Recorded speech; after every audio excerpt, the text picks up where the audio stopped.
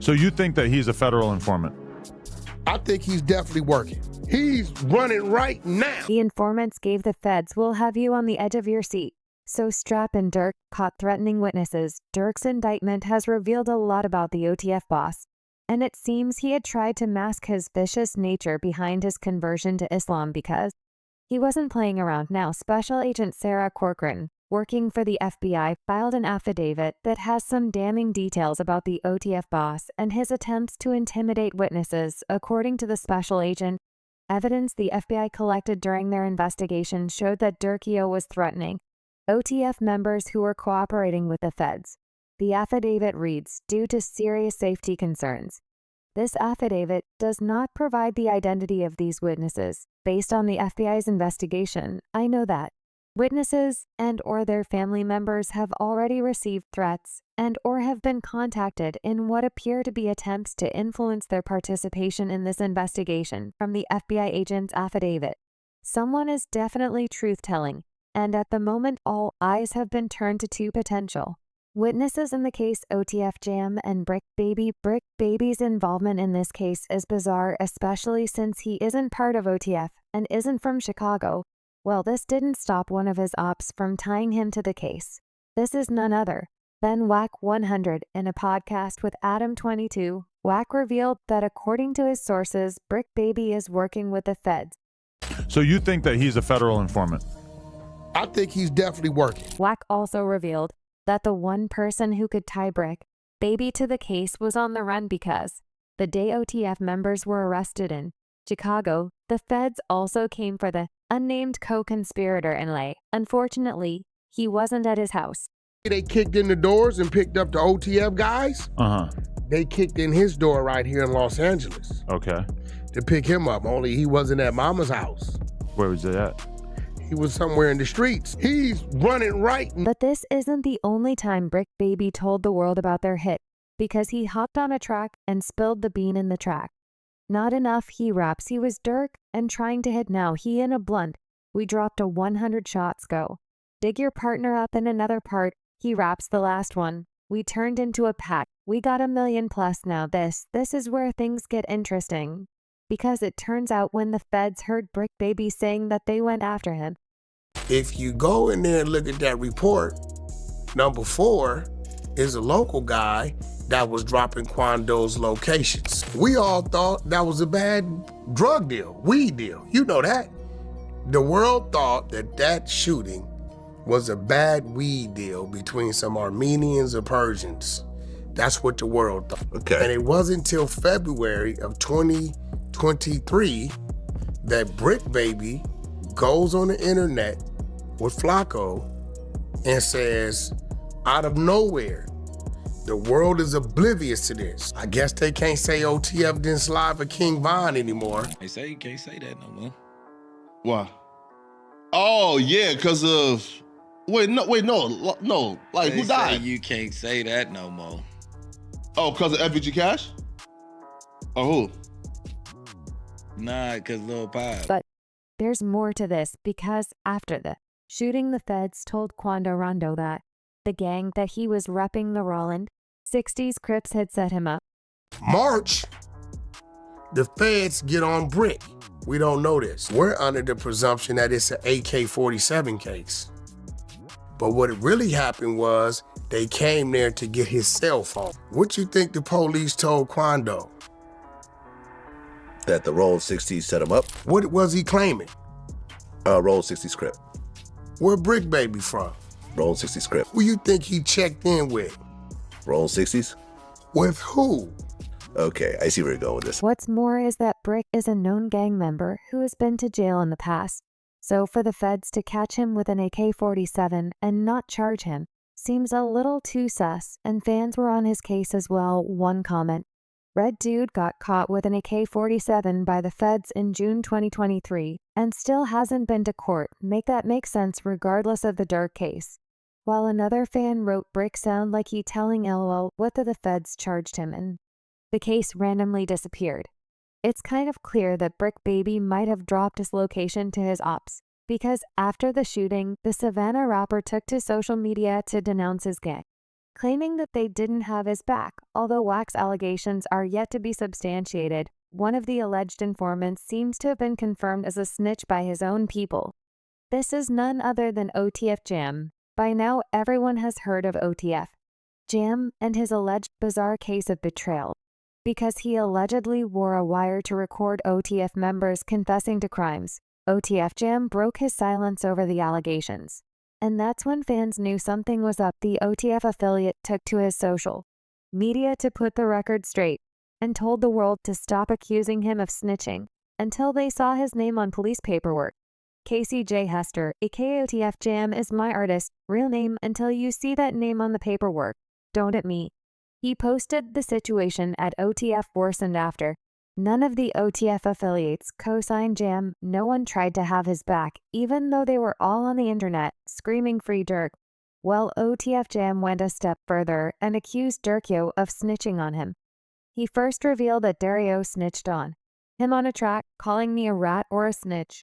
But his rapping snitch on them's all the time he posted. Jam was talking about the track Back Again, where Durk raps, "Jam, get out that jam. I give him 50, ain't got to ask again." He was catching murders way back then. That's when the max was in. It turns out OTF Jam had been released in February 2022 after doing 12 years for attempted murder. The OTF affiliate had also confirmed that Durk had given him $50K when he got out of jail. They say they gave you 50, bro. You know Oh, what I'm facts. saying? Facts. More than that. Shit. More than that. Shit. But so, can you tell us how much he gave you, or you don't want to even? No, we ain't gotta get into all that, but bro made sure he made a way for me to be straight. Turns out that after the feds heard Durk rapping about Jam catching bodies, they were onto him, waiting for him to make a mistake and take him back to jail. Who he snitched on me on a song, police all up on me after that. Oh, he catching murders. Let's get him. Jam posted word on the street is that Jam was hit with weapons charges and was looking at going back to jail for another long period. It turns out that Durk refused to pay for Brody's lawyer or bond when he was snatched up. According to popular hip-hop commentator DJ Academics, revealed that Jam wasn't too pleased with Durk and decided to snitch and avoid jail time. So are you saying that he made a threat towards Durk? I've been holding you down because I heard you say something about like his baby mama called Durk for a lawyer, and Durk may have like brushed it off, and they're like, yo, you're not supposed to brush off my call when I need something. Like, I'm the guy who does the dirt. Only time will tell whether Bricc and Jam are telling the truth. But as for Durk, many people had already warned him about his crew and his activities in the streets, from 50 Cent to Big Meech, and since he didn't heed their advice, even his closest homies like Chief Keef and Lil Reese don't want anything to do with him. Ticking time bomb. Lil Durk was really a ticking time bomb, because many people in the industry tried to tell him to leave the streets. A recent leaked video went viral where famous gangster Big Meech was trying to advise the OTF head honcho to leave the streets behind. In the audio, Big Meech tells Durk, "You got to separate yourself from the bull. You stay around it, you going to be in it." Big Meech knows a thing or two about the streets, because back in 2005 he and his brother were arrested and sentenced to 30 years behind bars. Just like Durkio, Big Me started his empire Black Mafia, Family BMF, and grew it to become a gang that would eventually end up killing people. The gang's operations were small-scale, selling cocaine on the streets of Detroit. By the early 1990s, BMF had successfully expanded their operations beyond Detroit, establishing a presence in major cities such as Atlanta, Los Angeles, and Miami. By the early 2000s, federal agents had begun to take a closer look at the Black Mafia family. The organization's rapid expansion and the brothers' displays of wealth were red flags that could not be ignored. The FBI launched a joint investigation focusing on the Feener brothers and their extensive network of associates. Despite trying to stay away from the feds' radar, the brothers' high-profile activities continue to attract attention. And just like Lil Durk, an OTF shooting in a different state, leading to deaths, is what broke the camel's back, and the feds were onto them in 2003. A shootout in the Buckhead nightclub district of Atlanta brought the Black Mafia family into the national spotlight. The incident, which resulted in the deaths of 2 men, including Diddy's bodyguard, Anthony Wolf Jones, highlighted the violent nature of the organization and intensified the focus of law enforcement on BMF as the investigation progressed. Federal agents began to gather evidence against them. This is where it gets interesting because it turns out that the feds could have used the same tactics they used on Lil Durk to bring down BMF wars. Surveillance and informants provided crucial information about the organization's operations and hierarchy. BMF's connections with international cocaine suppliers were uncovered, revealing the vast scope of their criminal enterprise. In 2005, law enforcement agencies launched a series of coordinated raids across multiple states including Georgia, Michigan, Florida, South Carolina, Tennessee, Missouri, and California. These raids targeted key members and associates of the Black Mafia family, resulting in over 150 indictments and effectively dismantling the drug empire. The evidence gathered during the investigation was overwhelming. Big Meech was charged with operating a continuing criminal enterprise, a serious offense that carries a potential life sentence, faced with the prospect of spending the rest of his life in prison. He decided to plead guilty in November 2007 to the CC charges and laundering drug money. Big Meech had hoped to get a more lenient sentence with the possibility of serving a minimum of 20 years in prison. However, the severity of their crimes and the evidence presented by prosecutors led to a harsher outcome. On September 12, 2008, Big Meech was sentenced to 30 years in prison with no option for parole under the federal system, and it seems that Big Meech wasn't the only big homie giving Durk solid advice, because 50 Cent, who was also close to Big Meech, tried to warn him about his crew having almost been killed in the early 2000s in a street beef.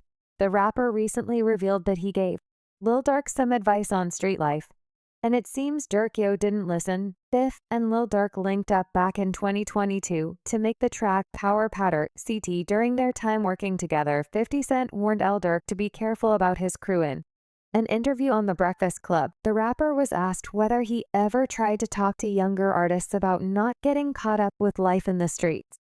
Now, when you look at some of these younger artists and you see how they idolize you and idolize your music, and then you see them get caught up. Yeah. Do you have conversations with them? Like I remember Casanova, and you was trying to talk to Casanova, Troy Ave, and now Lil Durk. Do you have conversations with them and be like, I've seen this play before? Back in 2021, Lil Durk and his girl were the victims of a home invasion that erupted in a shootout. According to the blogs, several unidentified individuals entered the rapper's home in the Brazelton neighborhood near Atlanta a little after 5 o'clock.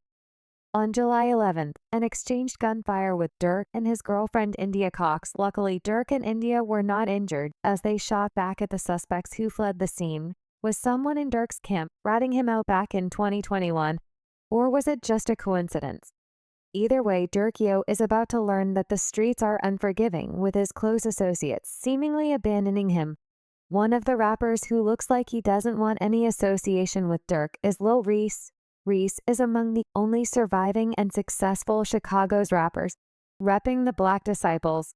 When word got out that Durk had been arrested, everyone thought that Lil Reese would post Durk like other Chicago rappers. However, he hasn't shown direct support for the OTF leader. Instead, he posted a photo of himself in jail with Durk's song Love. For the streets, word on the streets is that Lil Reese and Durk are not on good terms. According to Chicago rapper King Yella, Durk was sleeping with Lil Reese's mom and aunt. When you said that to Durk, what was his response to you? He said, you know what?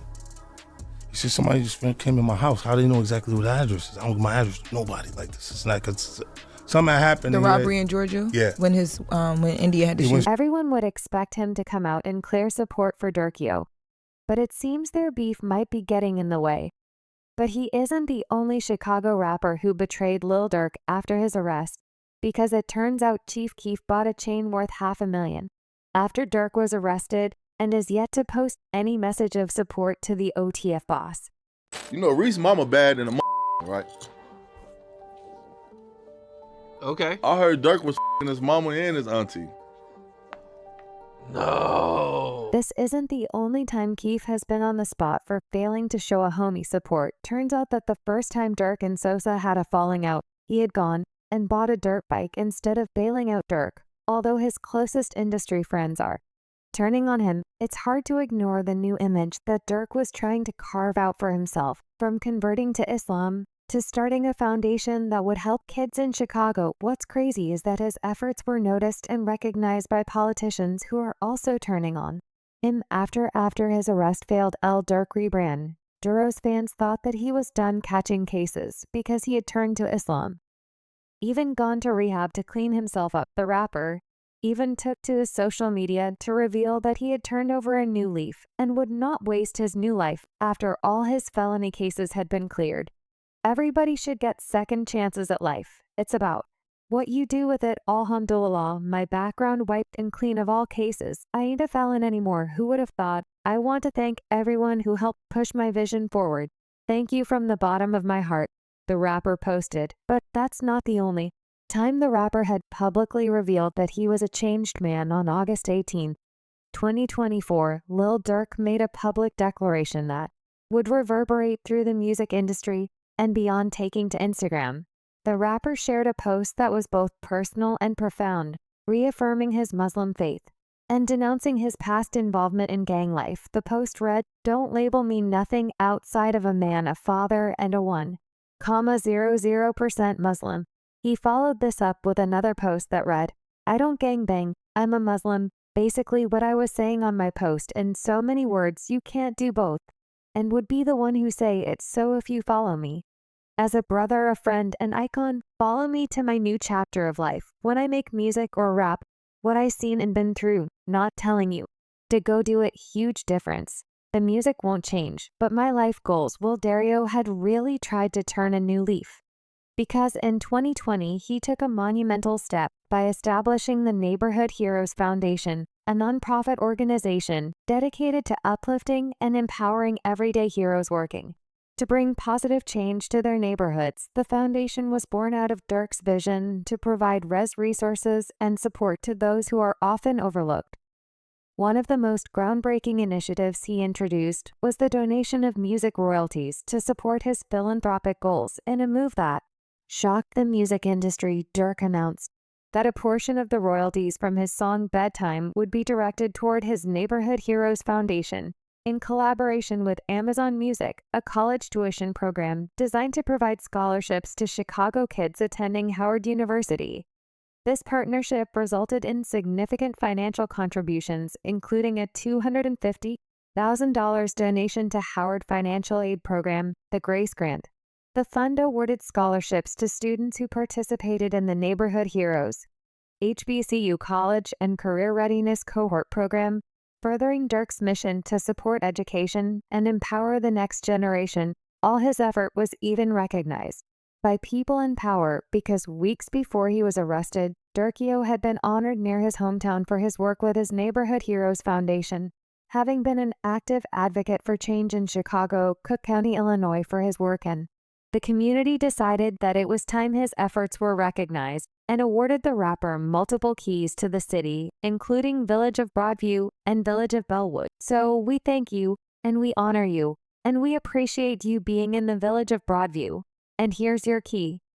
Mayor Katrina Thompson typed in a Facebook post that Durk had signed a partnership agreement with his Neighborhood Heroes Foundation to work with students from both communities to help support sustainability projects in Broadview and Bellwood. Despite his positive changes in his life, he was arrested. And that's when the very people who awarded him the keys to the city took them back.